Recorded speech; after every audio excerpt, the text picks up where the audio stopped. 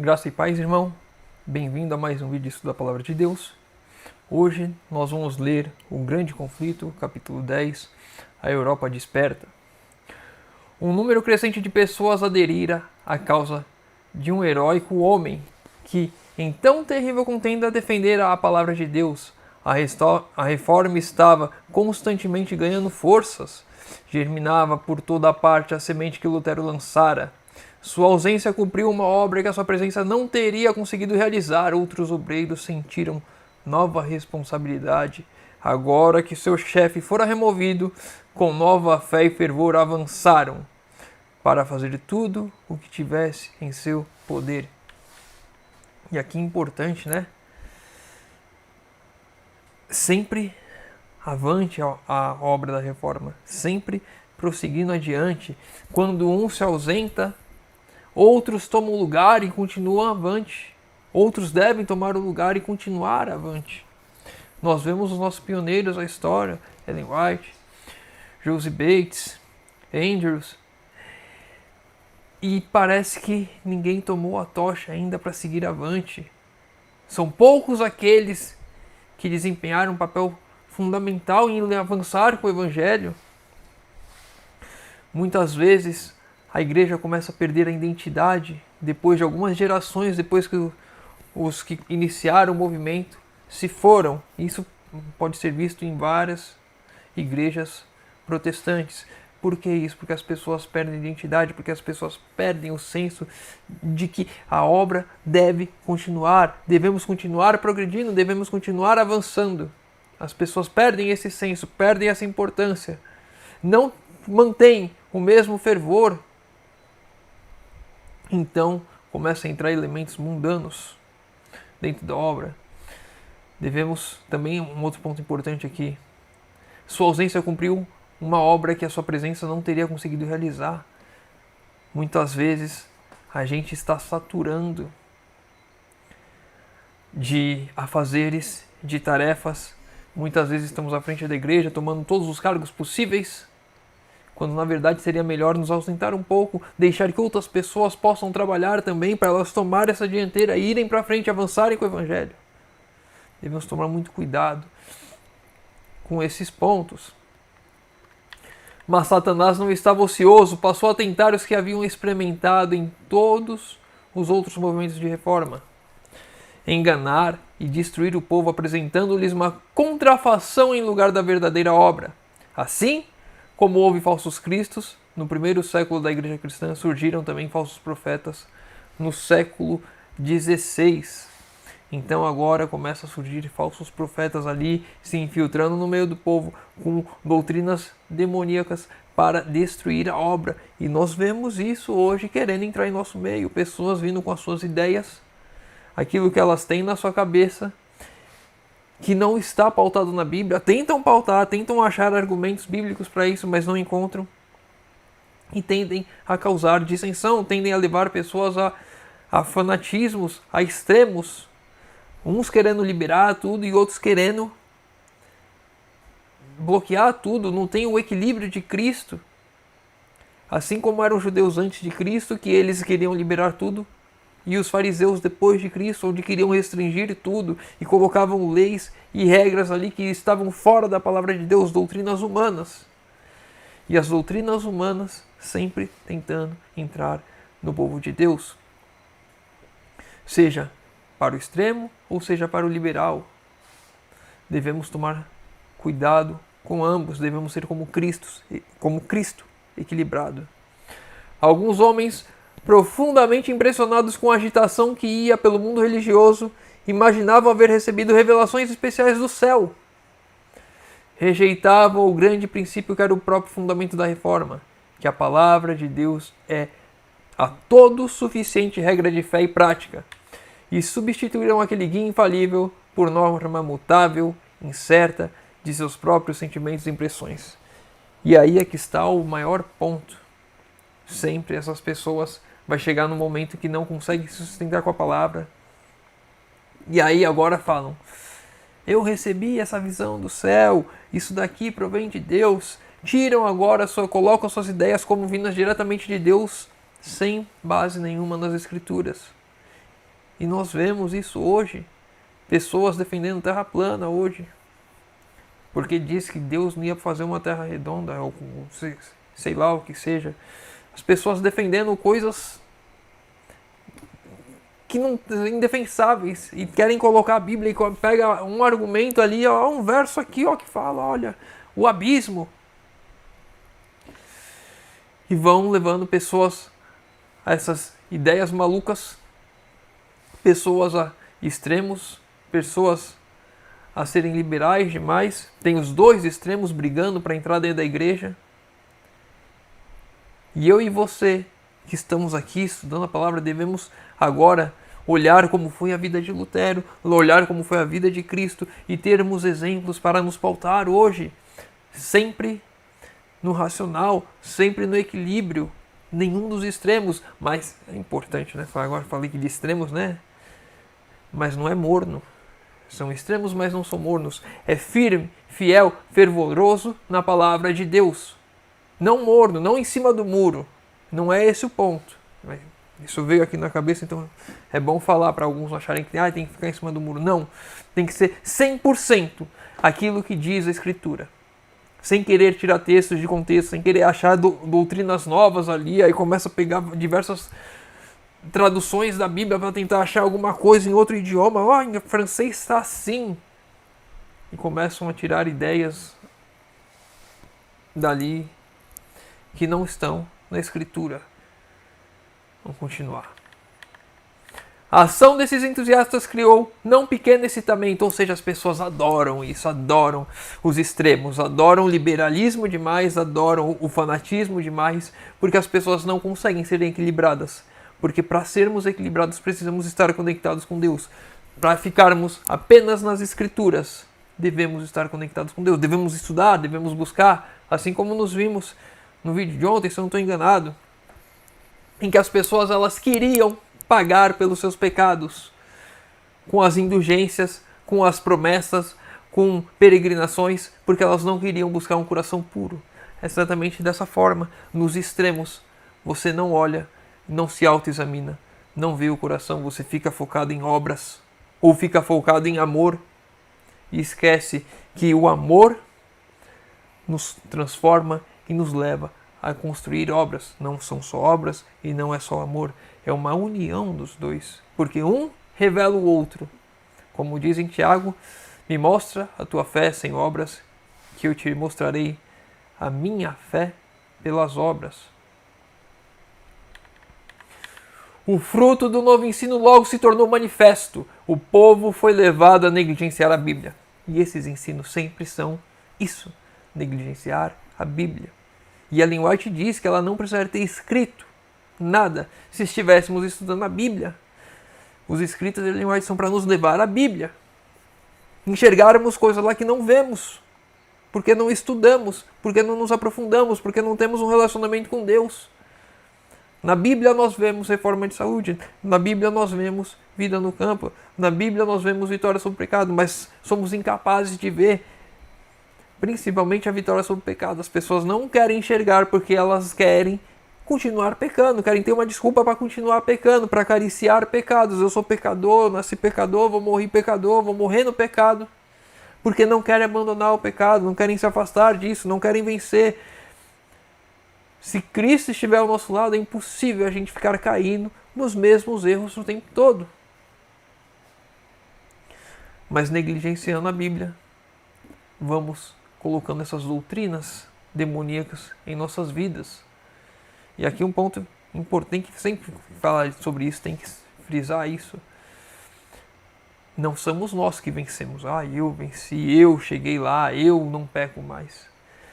É Cristo vivendo em nós. É Cristo que faz essa obra que é impossível a nós. Mas em Cristo, tudo é possível. Continuar. Percebeu o verdadeiro caráter desses pretensos profetas e viu o perigo que ameaçava a causa da verdade. A oposição do Papa e do Imperador não lhe tinha causado perplexidade e angústia tão grandes como as que experimentava agora. Dos professos amigos da Reforma haviam surgido seus piores inimigos. Dos professos adventistas do sétimo dia irão surgir os nossos piores inimigos. Por quê? São essas pessoas que irão abandonar a fé, são essas pessoas que irão nos trair, são essas pessoas que não se apegaram a Cristo hoje, que vão nos delatar, que vão... Tá lá na luz. São essas pessoas que não se apegaram a Cristo hoje, que vão nos entregar, que vão querer ir contra nós, que vão trazer falsos argumentos fora da Bíblia para ir contra a verdade. Quando o inimigo nos trata mal, quando o inimigo nos persegue, quando o inimigo é oposição, a gente entende. Agora, quando os amigos se tornam a oposição, os amigos se tornam os perseguidores, aí a coisa fica mais difícil.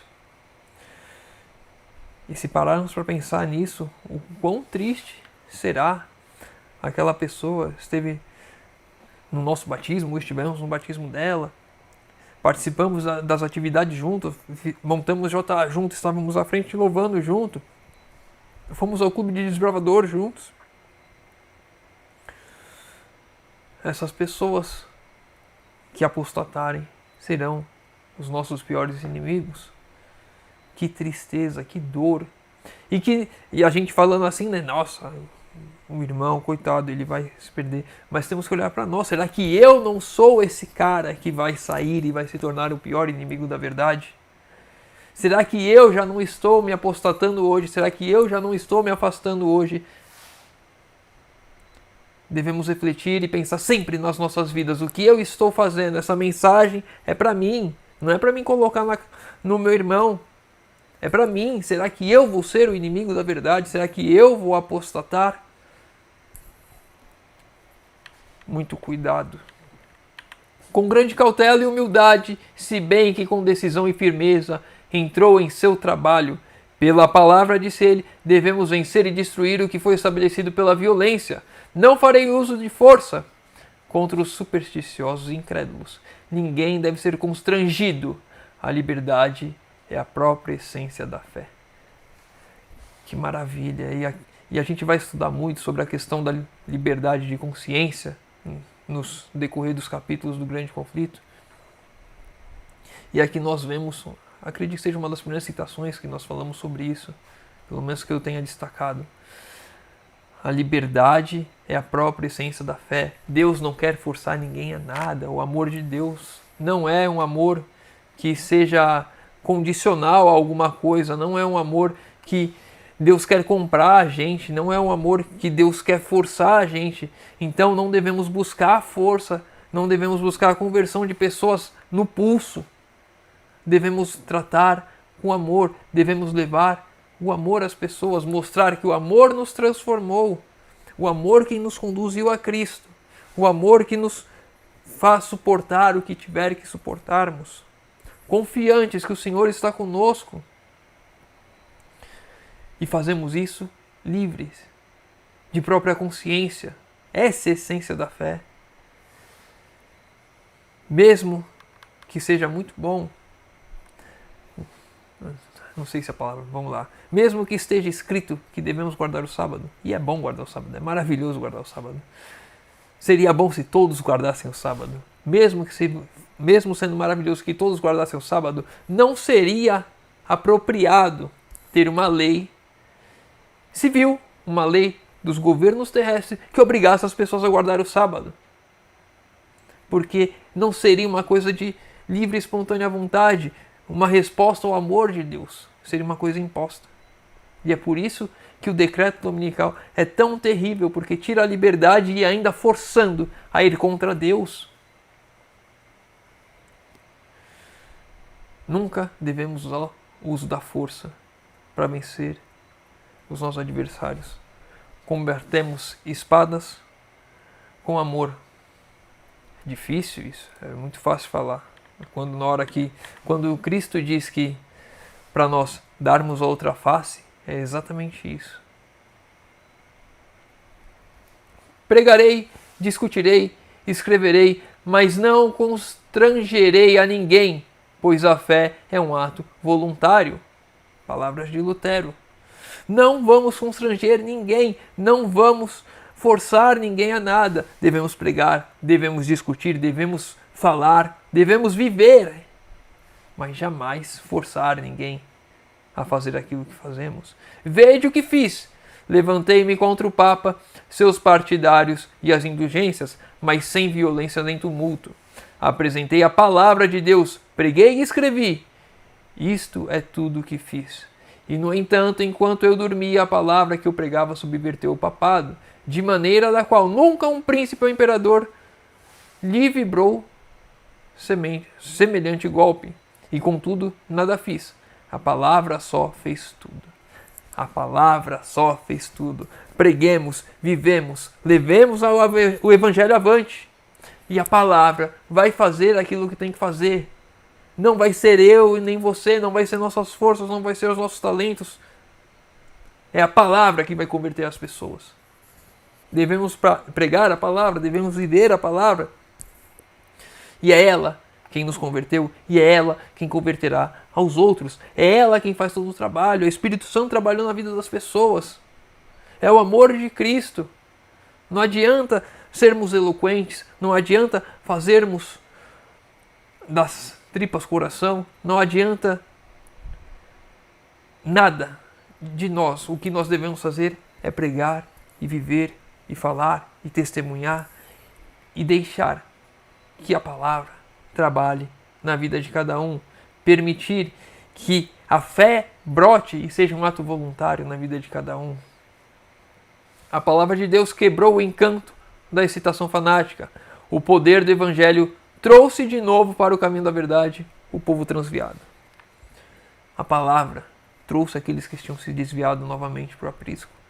Aqueles que se animaram com os burburinhos, com as revelações do céu que não estavam na palavra, quando olharam novamente para a palavra, abandonaram tudo aquilo que era de errado e voltaram para a palavra.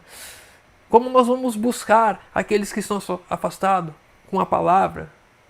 Palavras de amor, com a nossa vida, testemunhando, falando, lembrando. Não abandonemos aqueles que estão afastados. Não abandonemos aqueles que estão perdidos dentro, aquelas dracmas. Muitas vezes estamos olhando só para a ovelha perdida que está gritando desesperada, mas esquecemos que há dracmas dentro da igreja. Não esquecemos que há filhos pródigos, irmãos mais velhos dos filhos pródigos dentro da igreja. Devemos pregar mais a palavra, porque ela vai converter, porque ela vai trazer de volta.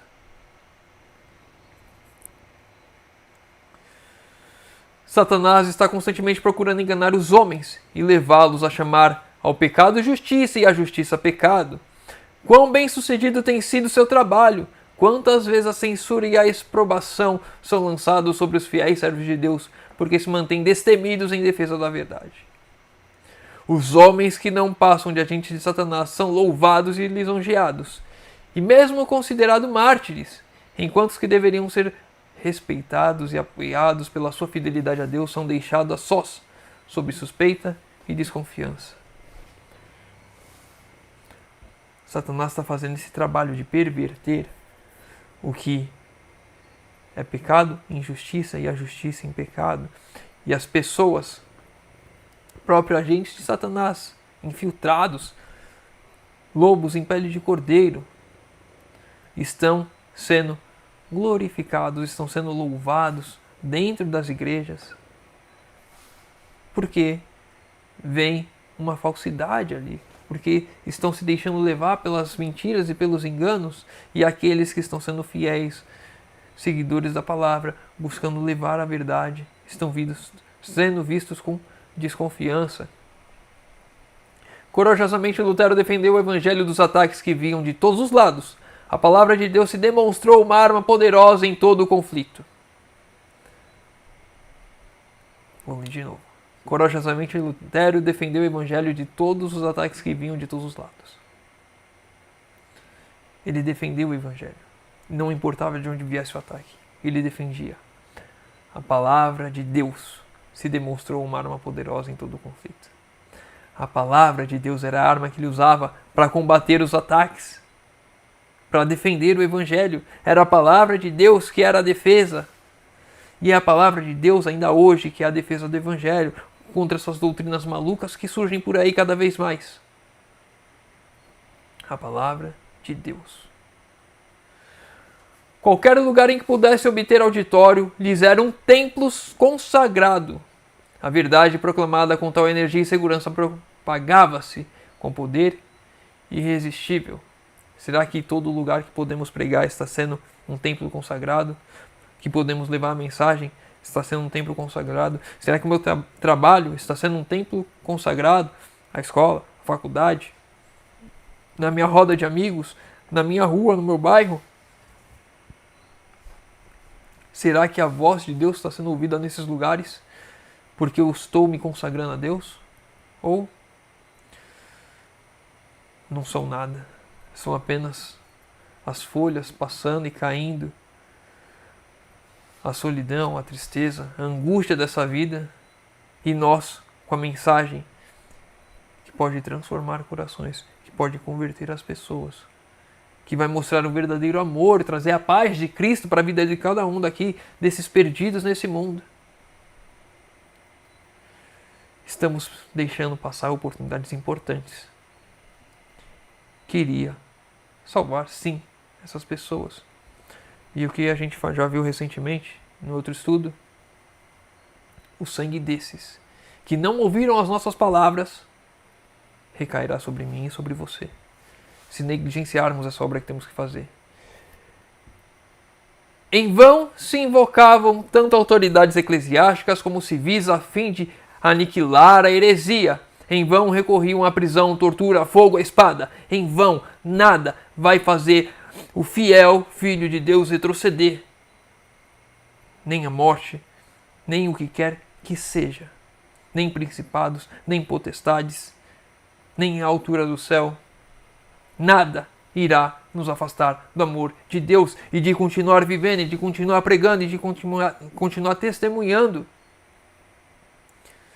Assim era com eles no passado, com os mártires, na Reforma, com os primeiros cristãos na igreja primitiva.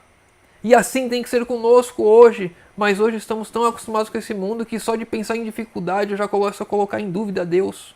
Qualquer dificuldade que seja, tropecei, já reclamo com Deus. Não temos fé, não temos confiança, não buscamos. Milhares de crentes selaram a fé com sangue.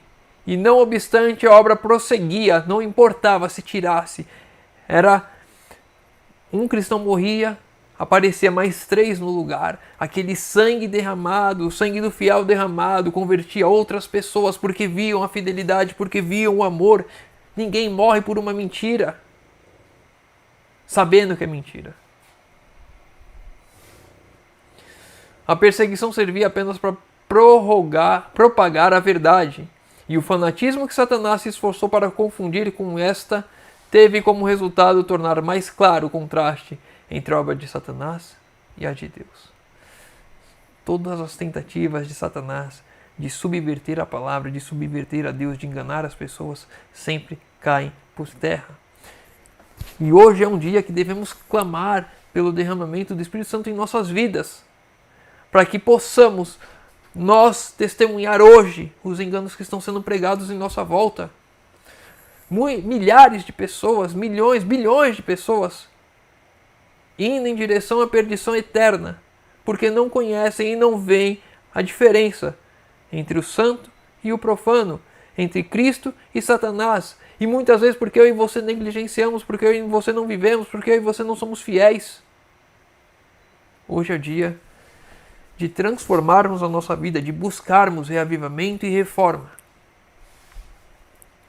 Vamos encerrar por aqui. Se o irmão ficou com alguma dúvida, deixa nos comentários. Se o irmão tem algum outro texto que queira comentar, deixa nos comentários. Pedidos de oração nos comentários que eu vou estar orando por todos. Convido os irmãos que puderem fechar os olhos para falarmos com Deus. Senhor Deus, Pai amado, obrigado, Senhor, porque mais uma vez temos a oportunidade de abrir a Tua Palavra e de estudar. Pai querido, te pedimos que, por favor, venha trabalhar em nossas vidas, derrama o Teu Santo Espírito sobre nós, Senhor, e que possamos viver pela Palavra, que a Palavra seja a nossa arma em mão, Senhor amado. Que possamos, Senhor, testemunhar dia e noite, a todo instante, em qualquer lugar, do Teu amor, a transformação que o Senhor fez em nós, Senhor amado. Por favor, te pedimos, Senhor, nos dê força, nos capacite. Te pedimos isso em nome de Jesus. Amém. Meu irmão, fica com Deus. Que Deus te abençoe.